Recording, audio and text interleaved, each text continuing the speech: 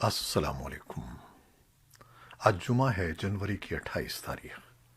پاکستان میں اس وقت شام کے 7، بھارت میں 7:30، اور یہاں ہمارے اسٹوڈیوز کی گھڑیوں میں صبح کے 9 بج رہے ہیں۔ وائس آف امریکہ واشنگٹن کی اردو سروس سے میں ہوں خالد حمید، خبروں کے ایک بلیٹن کے ساتھ۔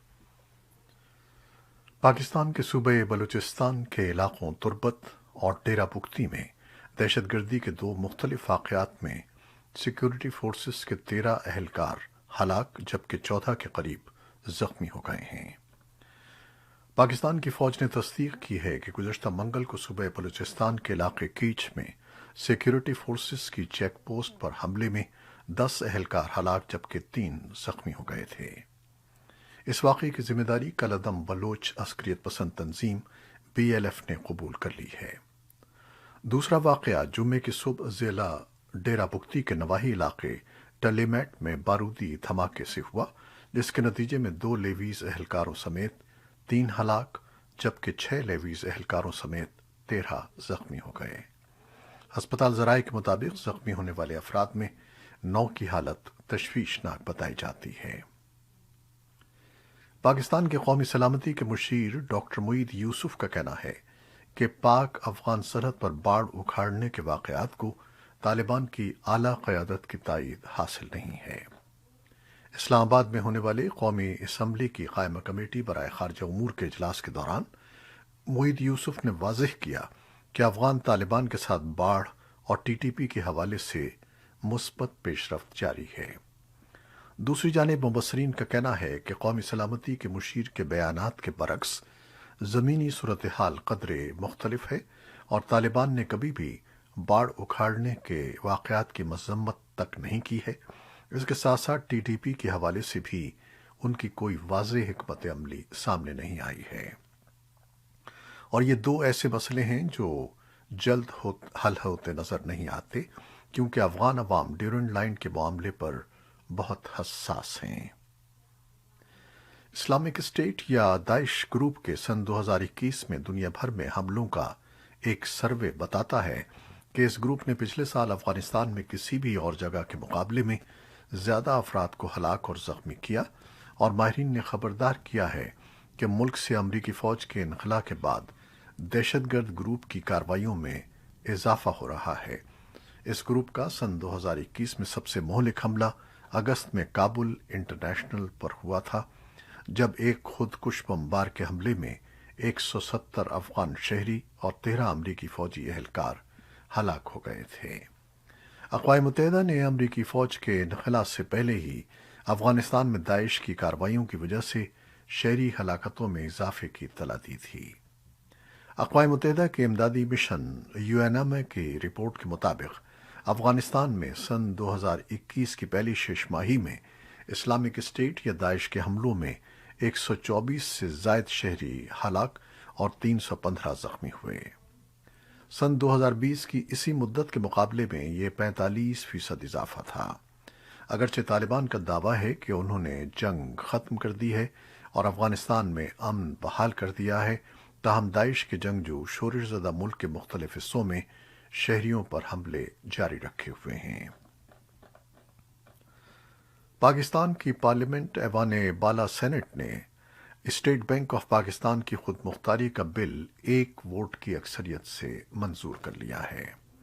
ایوان میں اکثریت رکھنے والی حزب اختلاف بل کی مخالفت کے باوجود اسے روکنے میں ناکام رہی۔ حکومت نے عالمی مالیاتی فنڈ کی شرائط کو پورا کرنے کے لیے رواں ماہ ضمنی مالیاتی بل اور اسٹیٹ بینک کی خود مختاری سے متعلق بلز قومی اسمبلی سے کثرت رائے سے منظور کروا لیے تھے۔ سینٹ سے اسٹیٹ بینک ترمیمی بل کی منظوری میں مشکلات کو دیکھتے ہوئے حکومت پاکستان کی درخواست پر IMF نے بورڈ آف ڈائریکٹرز کا رواں ہفتے ہونے والا اجلاس 2 فروری تک ملتوی کر دیا تھا۔ وزیر خزانہ شوکت ترین نے بدھ کو اس بات کی تصدیق کی تھی کہ IMF کے ایگزیکٹو بورڈ کا اجلاس پاکستان کی درخواست پر ملتوی کیا گیا ہے۔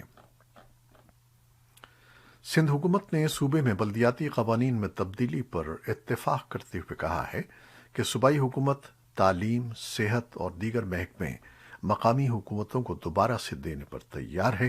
اس بات کا اعلان صوبائی وزیر بلدیات سید ناصر حسین شاہ نے کیا۔ صوبائی وزیر بلدیات نے یہ بھی بتایا کہ صوبائی حکومت مقامی حکومتوں کو مالی طور پر مستحکم کرنے کے لیے صوبائی فائنانس کمیشن کی تشکیل کے لیے بھی تیار ہے۔ اس اعلان کے بعد جماعت اسلامی نے بلدیاتی قانون سن 2021 کے خلاف اپنا دھرنا ختم کر دیا ہے۔ اس سے قبل متحدہ قومی موومنٹ کی جانب سے وزیر اعلیٰ ہاؤس کے باہر بلدیاتی قوانین کے خلاف احتجاج اور دھرنا دیا گیا تھا، جس میں پولیس کی جانب سے مظاہرین پر لاٹھی چارج اور شیلنگ کی گئی تھی۔ اس میں ایک شخص ہلاک اور متعدد زخمی ہو گئے تھے۔ پاکستان کے وزیر اعظم عمران خان نے راوی ریور اربن منصوبے کو سپریم کورٹ لے جانے کا اعلان کیا ہے۔ انہوں نے کہا ہے کہ حکومت راوی ریور اربن منصوبے کو صحیح طور سے عدالت عالیہ لاہور میں پیش نہیں کر سکی ہے، جسے عدالت عظمیٰ میں بہتر طور پر پیش کیا جائے گا۔ جمعے کے روز شیخ پورہ کے علاقے رگ چھوک میں گفتگو کرتے ہوئے وزیر اعظم نے کہا کہ پاکستان میں اسلام آباد کے بعد پہلی مرتبہ نیا شہر بننے جا رہا ہے۔ عمران خان نے کہا کہ شاید کوئی غلط فہمی ہے کہ یہاں کوئی رہائشی منصوبہ بن رہا ہے۔ وفاقی وزیر برائے انفارمیشن چودھری فواد حسین نے کہتے ہیں کہ پالیسیاں بنانا حکومت کا کام ہے، عدلیہ کو پالیسی سازی کے معاملات میں نہیں آنا چاہیے۔ ان کا کہنا تھا کہ لاہور اور شیخ پورہ کے درمیان 1,02,000 ایکڑ پر نیا شہر بنا رہے ہیں۔ واضح رہے کہ عدالت عالیہ لاہور نے رواں ماہ 25 جنوری سن 2022 کو دریائے راوی کے کنارے راوی ریور اربن پروجیکٹ کو غیر قانونی قرار دیتے ہوئے روک دیا تھا۔ یہ شہر لاہور ڈیولپمنٹ اتھارٹی کے زیر اہتمام بنایا جا رہا تھا۔ وائٹ ہاؤس کا کہنا ہے کہ امریکی صدر جو بائیڈن نے جمعرات کے روز یوکرین کے صدر کو خبردار کیا ہے کہ اگلے ماہ فروری میں روس کا ان کے ملک یوکرین پر حملہ کرنے کا واضح امکان ہے۔ کریملن نے بھی اس ہفتے امریکہ کی جانب سے روس کے مطالبات رد کرنے کے بعد اس بحران کے حل کے بارے میں کم ہی امید ظاہر کی ہے۔ روسی حکام نے اس موقع پر بھی کہا ہے کہ مذاکرات کے ذریعے بحران ختم کیا جا سکتا ہے۔ وائٹ ہاؤس کی قومی سلامتی کونسل کی ترجمان ایملی ہاون نے ایک بیان میں کہا کہ صدر بائیڈن نے کہا ہے کہ اس بات کا واضح امکان ہے کہ روس فروری میں یوکرین پر حملہ کر سکتا ہے۔ انہوں نے یہ بات عوامی طور پر کی ہے اور ہم اس بارے میں کئی مہینوں سے خبردار کر رہے ہیں۔ امریکہ کی جانب سے روسی خدشات کو ختم کرنے کے لیے کچھ تجاویز دی گئی ہیں، لیکن پچھلے کئی ہفتوں سے واشنگٹن نے خبردار کیا ہے کہ یوکرین پر حملے کی صورت میں روس کو سخت پابندیوں کا سامنا کرنا پڑ سکتا ہے۔ روس نے کہا ہے کہ امریکہ اور یورپ کی طرف سے ماسکو کے مطالبات مسترد کیے جانے کے بعد مشرقی یورپ میں کشیدگی میں کمی کی امید کم ہے۔ روس نے مطالبہ کیا تھا کہ یوکرین کے نیٹو کے رکن بننے پر مستقل پابندی عائد کی جائے اور مغربی ممالک روس کے ساتھ ملحق اس ملک کو اسلحے کی فراہمی بند کریں اور اپنے فوجی واپس بلائیں۔ روس کے وزیر خارجہ سرگئی لیوروف نے کہا ہے کہ امریکہ نے اس کے مطالبات پر ان کے بقول مثبت جواب نہیں دیا ہے، تاہم انہوں نے کہا کہ امریکہ کے جواب کا کچھ حصہ دیگر ثانوی معاملات پر سنجیدہ گفتگو کے آغاز کی طرف لے جا سکتا ہے۔ ان مطالبات کو بات چیت میں رکاوٹ ڈالنے کا سبب قرار دیتے ہوئے امریکہ نے انہیں مسترد کر دیا ہے۔ امریکہ نے روس سے مطالبہ کیا ہے کہ وہ یوکرین کی سرحد کے ساتھ تعینات اپنی فوجیں واپس بلا لے اور روس کو مذاکرات کی پیشکش کی ہے، جس میں فوجی مشقوں اور شفافیت کے علاوہ میزائلوں کی تنصیب کے معاملوں پر بات چیت کی جا سکتی ہے۔ بھارت کے وزیر اعظم نریندر مودی نے جمعرات کو وسطی ایشیا کے ممالک کی سربراہی کانفرنس سے خطاب کرتے ہوئے علاقائی سلامتی اور خوشحالی کے لیے باہمی تعاون بڑھانے پر زور دیا ہے۔ وسط ایشیائی ممالک کی یہ پہلی ورچوئل سربراہی کانفرنس ہے جس میں بھارت کے علاوہ قازقستان، کرغزستان، تاجکستان، ترکمانستان اور ازبکستان کے لیڈر شریک ہوئے۔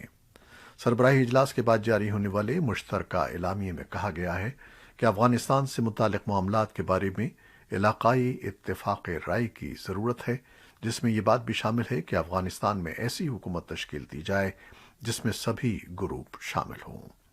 اعلامیے میں کہا گیا ہے کہ مسائل سے گھرے اس ملک کے بارے میں کانفرنس میں شریک سبھی ممالک ایک دوسرے سے قریبی رابطے میں رہیں گے۔ کورونا وائرس سے متعلق خبریں۔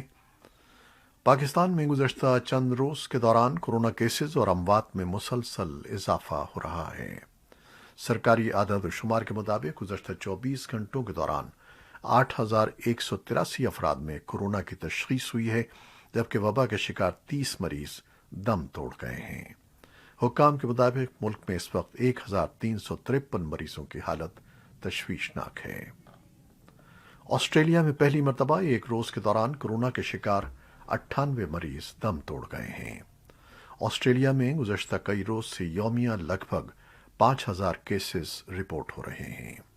جمعے کو 98 مریضوں کی ہلاکت کے بعد حکام نے خدشے کا اظہار کیا ہے کہ ہلاکتوں میں اضافہ آئندہ چند روز تک جاری رہ سکتا ہے۔ کینیڈا کے دارالحکومت آٹوا میں ٹرک ڈرائیوروں کا ایک قافلہ پہنچنے کو تیار ہے، جو سرحد پار ڈرائیوروں کے لیے ویکسین کے مینڈیٹ کے خلاف احتجاج کے لیے اس ہفتے کو جمع ہو رہا ہے۔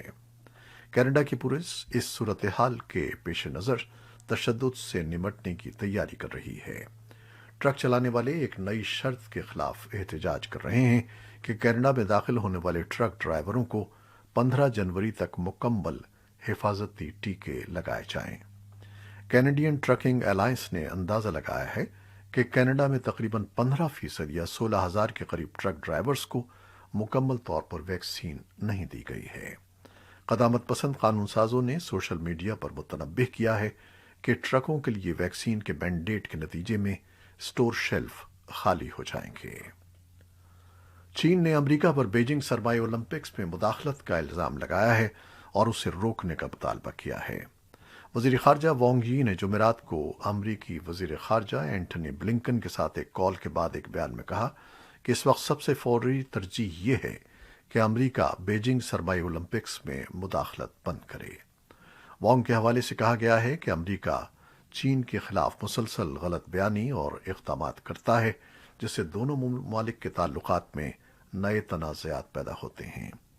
چین کی جانب سے مداخلت کا الزام ممکنہ طور پر گیمز کے سفارتی بائیکاٹ سے ہے۔ سرمائی اولمپکس اگلے ہفتے شروع ہونے والے ہیں۔ یروشلم کے مکینوں نے جمعرات کو شہر کے کچھ مشہور مقامات کو برف سے ڈھکا پایا۔ پرانے شہر کی قدیم چھتیں سفید ہو گئی تھیں اور مسجد کے سنہری گنبد کو برف نے ڈھانپ لیا تھا۔ یروشلم میں شاذ و نادر ہی برف باری ہوتی ہے۔ چرچ کی صلیبیں اور مسجد کے میناروں پر بھی برف نظر آ رہی تھی۔ یہ موسم سرما کا طوفان ہے جو مشرقی بحیرہ روم کے علاقوں کو اپنی لپیٹ میں لیے ہوئے ہے اور مشرق وسطی میں تیز بارش اور ہواؤں کا باعث بن رہا ہے۔ یہ تھیں وہ خبریں جو فیس بک لائیو پر ہم نے آپ کے لیے پیش کی۔ ہماری ویب سائٹ، یوٹیوب اور پوڈ کاسٹ پر یہ بلیٹن پوسٹ کر دیا جاتا ہے۔ آپ ہمارے اس بلیٹن کو شیئر کرتے ہیں، اپنے کمنٹس میں اپنی محبت کا اظہار کرتے ہیں، جس کے لیے ہم آپ کے شکر گزار ہیں۔ اپنی ان محبتوں کو جاری رکھیے گا۔ خالد حمید اب اجازت چاہتا ہے۔ اللہ حافظ۔